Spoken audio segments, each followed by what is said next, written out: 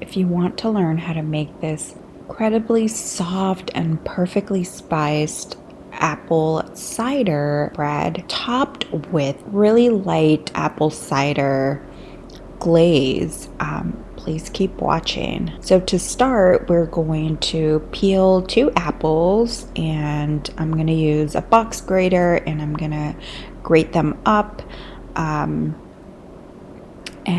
we're going to put this to the side, and I'm going to get started on my dry ingredients. For my dry ingredients, grab a large bowl, your AP flour, your baking soda, your cinnamon, your cardamom, your salt, your baking powder, a dash of cloves, and I'm going to grate some nutmeg in there. And I'm going to give all of this a really good whisk just to combine everything, and I'm going to set that to the side and get started on my wet ingredients. For my wet ingredients, I'm going to add my eggs and my sugar and my brown sugar, and I'm just going to whisk this up just to add a little bit of air into the sugar mixture. And once I have gotten it to this consistency, I'm going to add my oil and my apple cider. So yummy, it smells so good. My apple butter and my sour cream. And this is really what gives this cake a really moist crumb.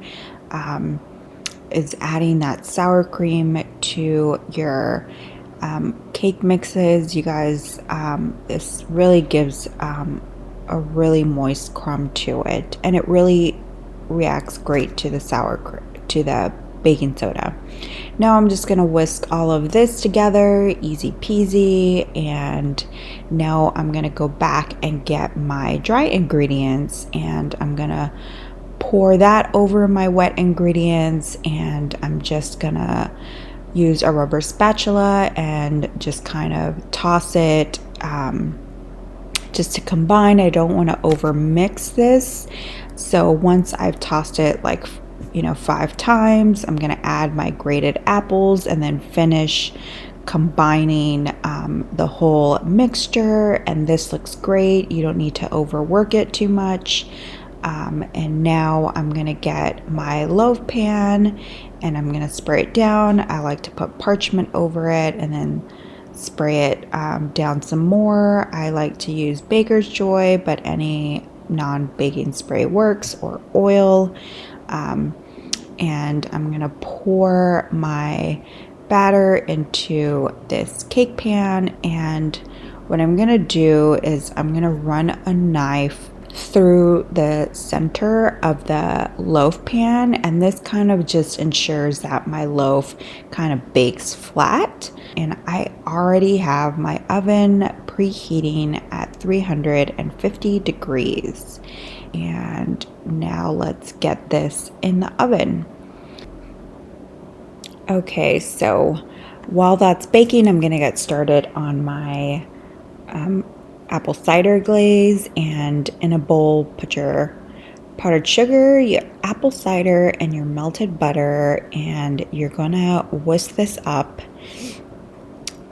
until you get this consistency, and set that to the side. So my apple bread is completely baked, and now I'm going to let it cool for 5 minutes, and after 5 minutes I'm just gonna pull the sides of the parchment, and my loaf should just lift up easy peasy. And I'm gonna let this cool for about 30 minutes to an hour. You just don't want it to be too warm because the glaze will melt. So I'm gonna set this to the side and let it do its thing.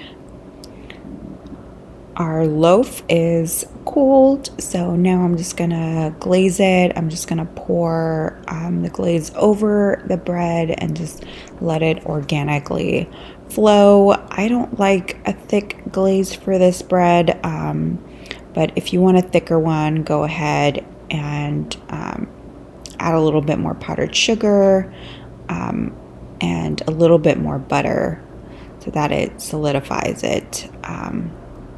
So now I'm just gonna cut the bread, and it is so moist, guys. This is going to taste so yummy. So I can smell all the spices. So let's bite into this cake.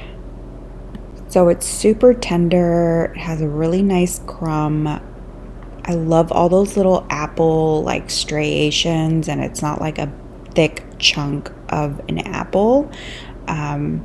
But it's super tender and it just falls apart really nicely. I hope you guys enjoyed this recipe.